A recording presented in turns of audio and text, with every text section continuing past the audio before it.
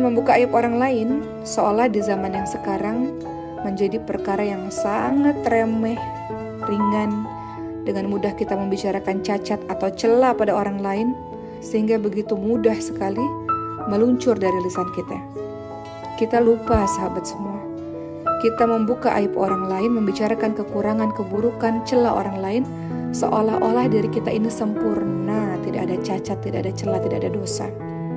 Ada pepatah yang sering kita dengar, kuman di seberang lautan tampak, gajah di pelupuk mata tidak tampak. Apa maksudnya dari pepatah ini?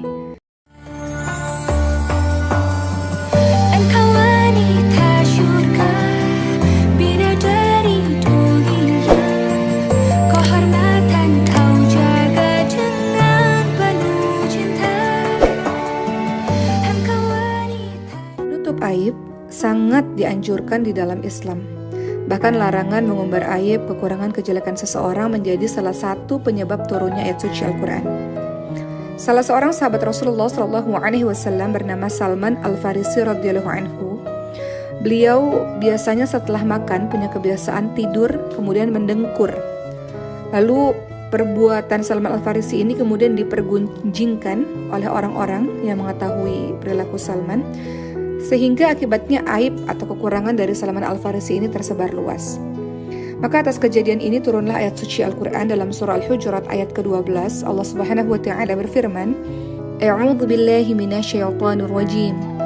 Ya ayyuhalladzina amanu ijtanibu katsiran minadh-dhann inna ba'dadh-dhanni itsm wa la tajassasu wa la yaghtab ba'dukum ba'dha ayuhibbu ahadukum an ya'kula lahma akhihi maitan fakarihtumuh wattaqullaha innallaha tawwabur rahim. Yang artinya, hai orang-orang yang beriman, jauhilah kebanyakan prasangka atau kecurigaan, karena sebagian dari prasangka itu adalah dosa. Dan jangan cari-cari kesalahan orang lain, juga jangan menggunjingkan satu sama lain. Adakah seseorang di antara kamu suka memakan daging saudaranya yang sudah mati? Maka tentu kamu merasa jijik kepadanya. Bertakwalah kepada Allah Subhanahu wa Ta'ala, sesungguhnya Allah adalah penerima taubat lagi Maha Penyayang. Jadi di sini teman-teman sekalian, kita lihat bahwa Rasulullah SAW menyebutkan ada 3 dosa sosial di masyarakat secara berurutan yang tanpa sadar sebagian dari kita melakukannya. Yang pertama adalah berburuk sangka. Kedua adalah tajassus atau cari-cari kesalahan orang. Dan kemudian ketiga adalah ghibah atau membuka aib atau membicarakan kejelekan orang lain. Jadi berawal dari prasangka yang tidak pada tempatnya alias suuzon, prasangka buruk. Setelah itu biasanya akan dilanjutkan dengan tajassus, cari-cari kesalahan, mencari informasi apakah prasangka kita benar atau salah. Setelah itu kemudian biasanya kita akan mulai ghibah atau membuka aib orang lain. Teman-teman, membuka aib orang lain seolah di zaman yang sekarang menjadi perkara yang sangat remeh, ringan. Dengan mudah kita membicarakan cacat atau celah pada orang lain, sehingga begitu mudah sekali meluncur dari lisan kita. Kita lupa, sahabat semua, kita membuka aib orang lain, membicarakan kekurangan, keburukan, celah orang lain, seolah-olah diri kita ini sempurna, tidak ada cacat, tidak ada celah, tidak ada dosa. Ada pepatah yang sering kita dengar, kuman di seberang lautan tampak, gajah di pelupuk mata tidak tampak. Apa maksudnya dari pepatah ini? Kita ini sering disibukkan dengan hal-hal yang sia-sia. Sibuk dengan kekurangan orang lain, sibuk dengan aib orang lain. Sementara lupa aib diri kita sendiri yang banyak ini justru tidak diperhatikan. Apa yang sebenarnya kita dapat ketika kita membuka aib orang lain, sahabat sekalian?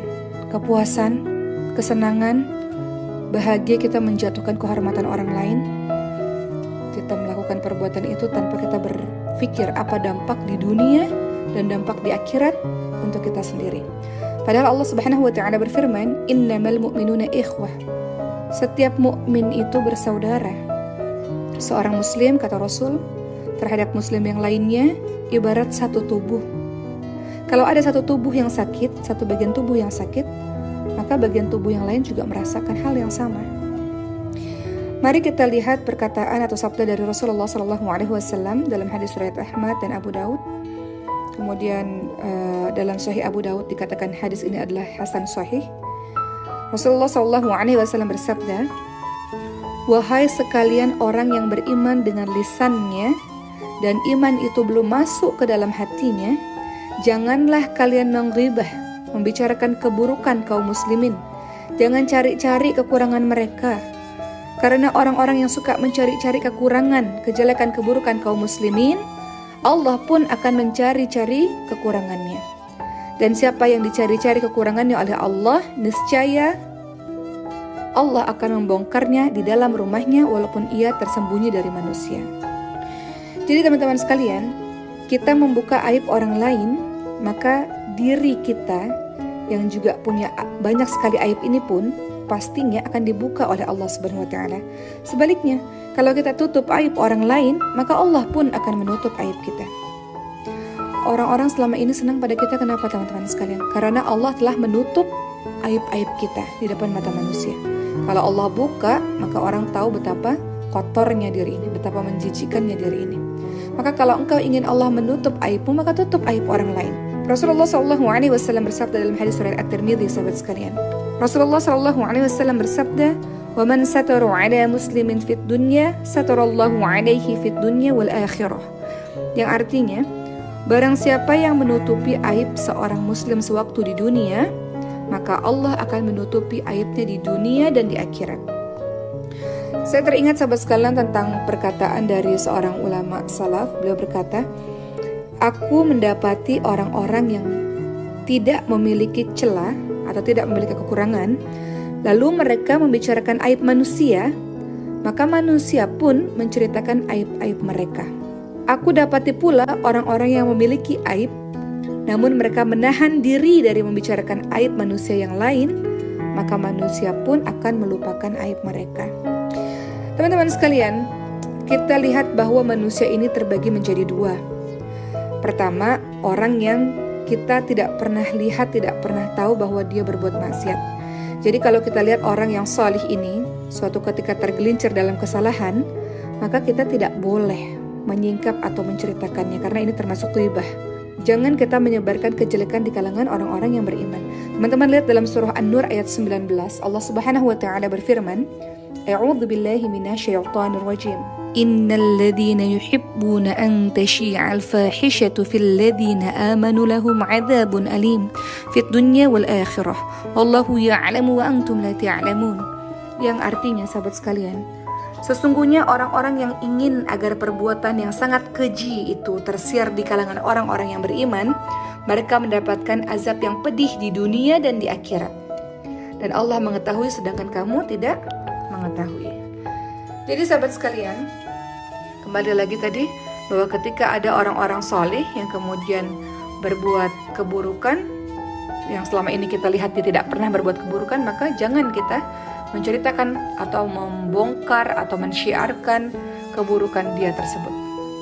Sebaliknya, kalau kita lihat ada seorang yang memang terkenal sangat suka untuk berbuat maksiat, tanpa malu-malu berbuat keburukan, tidak peduli ketika berbuat kejahatan dengan pandangan orang lain, gak peduli dengan ucapan orang lain, tidak peduli dengan nasihat orang lain, maka ketika kita membicarakan orang ini, bukan sebuah ghibah, bukan sebuah membuka aib seseorang. Bahkan hal ini harus diterangkan kepada manusia lainnya hingga orang lain berhati-hati dengan keburukan orang tersebut. Jadi sahabat sekalian, kembali pada perkara membuka aib, tahan lisan kita dan sibukkan diri kita yang penuh dengan dosa ini.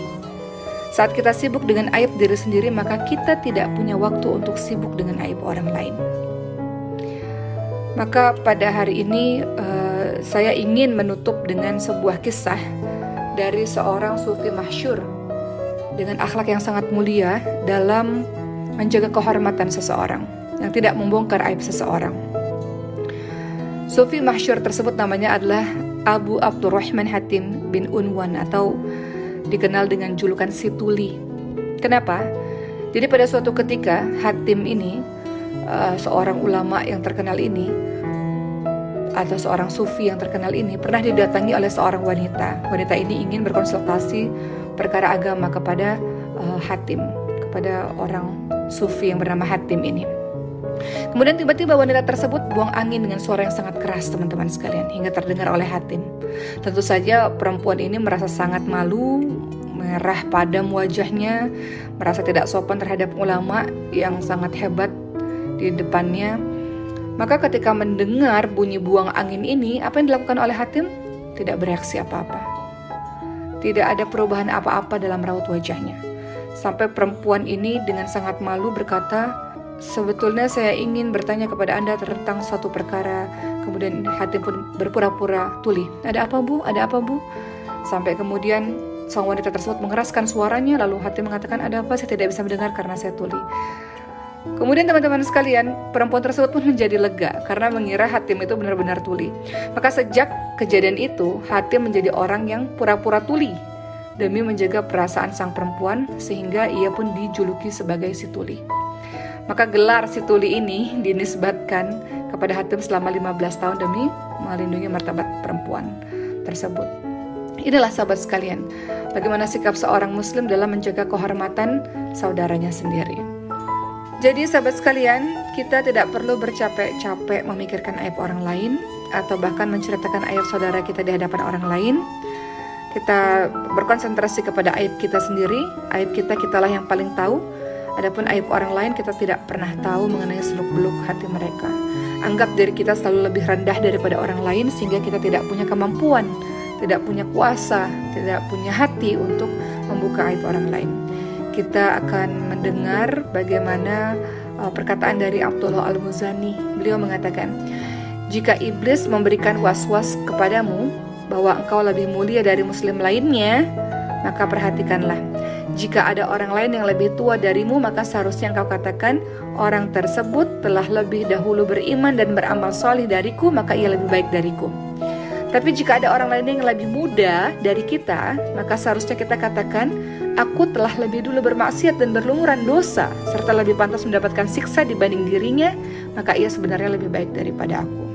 Begitulah teman-teman sekalian, kita senantiasa menganggap diri kita lebih rendah daripada orang lain, sehingga tidak mampu untuk membuka aib orang lain, tidak sampai hati untuk membuka aib orang lain. Yang harus kita ingat sekali lagi adalah bahwa kita sibuk dengan aib diri kita sendiri, dengan kesalahan diri kita sendiri. Umar bin Khattab radhiyallahu anhu pernah mengatakan, hisaplah dirimu sendiri terlebih dahulu, teman-teman sekalian, sebelum nanti kita dihisap oleh Allah Subhanahu wa taala.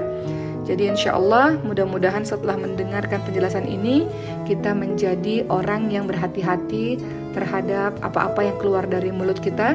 Semua yang keluar dari mulut kita adalah hal yang bermanfaat, adalah hal yang penuh dengan kebaikan-kebaikan, bukan untuk menceritakan keburukan orang lain yang menyebabkan orang lain benci satu sama lain, menyebabkan permusuhan dan sebagainya.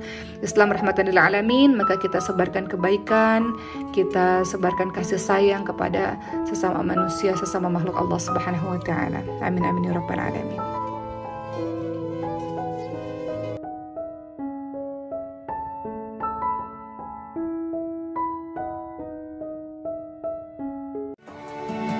Engkau wanita syurga, bak permata